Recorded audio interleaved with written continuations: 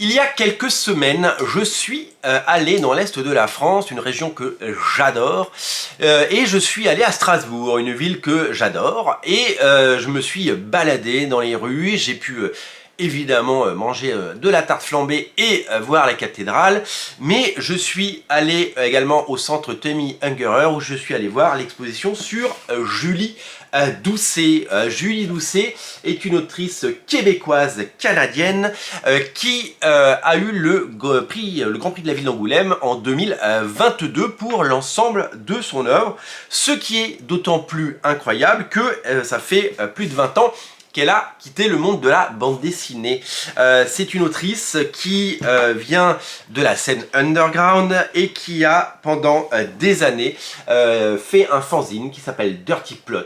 Plot est un gros mot que vous découvrirez évidemment en lisant ce bouquin.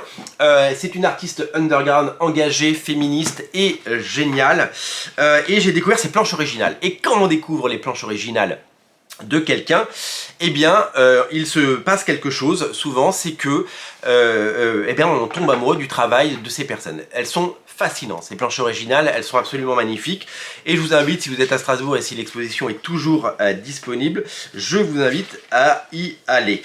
Elle dessine en noir et blanc, elle dessine à l'encre, c'est très noir, très sombre, souvent glauque, souvent très cru.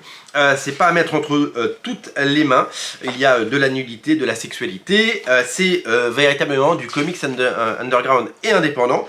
Et c'est quelque chose qu'on pourrait ranger à côté de l'œuvre de Robert Crumb. Je n'aime pas comparer, je suis pas là pour comparer les auteurs et les autrices. Je ne veux pas créer ce genre de choses, mais simplement Robert Crumb s'est fait connaître pour ses récits un peu crado parfois, limite très provoquants, très underground, très engagés et complètement barrés, et je trouve que il y a le même type presque au même moment, parce que ça date des années 90, ces récits, même si Crumb a commencé bien avant, il y a la même volonté de raconter des histoires déstructurées, et totalement folle et totalement géniale. On ne sait jamais où ça va aller, c'est une succession d'histoires courtes, de vignettes, de rêves illustrés souvent, et c'est assez fascinant. C'est assez fascinant de voir bien ce récit et de découvrir bien la force du trait. Hein. Regardez un petit peu le travail. Alors, on aime ou on n'aime pas graphiquement, hein, évidemment, c'est toujours libre à chacun d'aimer ou pas une bande dessinée. Tout ça est évidemment très subjectif, mais moi j'ai été fasciné par l'ancrage, par le niveau de dessin, le niveau de travail. Elle a totalement abandonné la bande dessinée suite à ça, après avoir dessiné ces dizaines et des dizaines de numéros de son magazine Dirty Plot. Et donc aujourd'hui c'est regroupé dans un magnifique bouquin qui est sorti chez l'association, avec son dos toilé, avec cette couverture en dur, avec ce format incroyable, ce beau papier. C'est un très beau livre que j'ai acheté à la librairie Kléber à Strasbourg. Hein. Ceux qui sont à Strasbourg connaissent, hein, évidemment, parce que à l'exposition, il y avait une toute petite boutique avec vraiment 4 petits bouquins. Il n'y avait pas grand chose, et donc du coup, j'ai filé à la librairie Kléber pour pouvoir m'acheter ça et le lire et le découvrir. Ça coûte 37 €.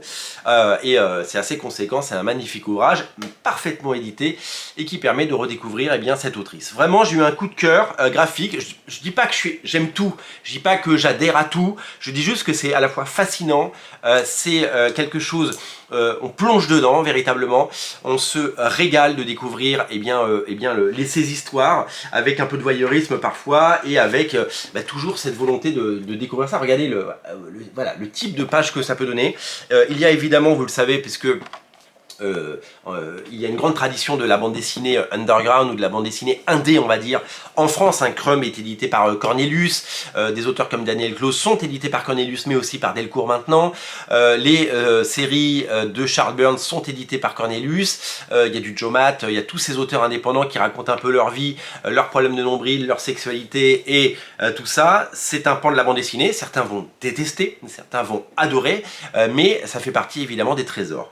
Moi je suis très content content parce que typiquement quand Julie Doucet a été annoncée il y a 2 ans, Grand Prix de la ville d'Angoulême, je ne savais pas qui c'était et je ne connaissais pas son œuvre.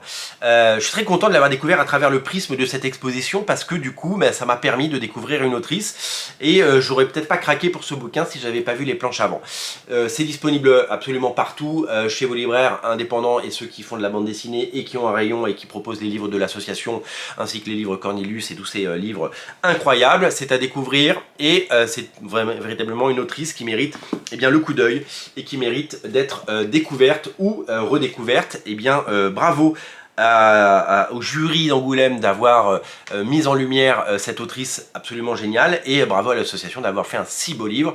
Je vous invite à découvrir ça si ça vous tente et sinon si vous n'aimez pas, il y a plein d'autres titres à découvrir, notamment sur Radio Comics.